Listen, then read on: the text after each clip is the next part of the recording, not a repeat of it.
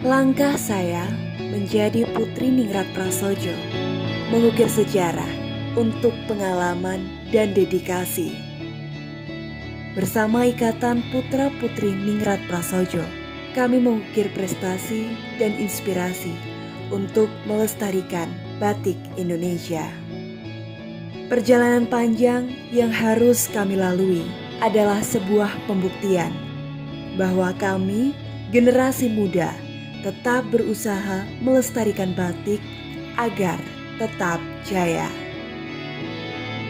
Inilah sebuah pembuktian bahwa 1000 langkah kecil akhirnya membawa kami pada sebuah langkah pencapaian.